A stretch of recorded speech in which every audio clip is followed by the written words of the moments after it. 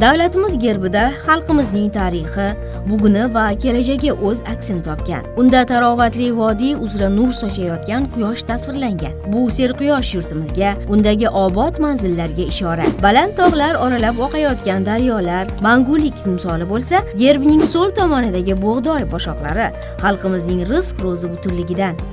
O'ng tomonidagi qiyg'os ochilgan g'o'za ifodalangan chambar yurtimiz odamlarining oppoq orzulari, ezgu niyatlaridan dalolatdir. Gerbning yuqori qismida elu yurtimiz jipsligining ramzi sifatida 8 qirrali yulduz tasvirlangan.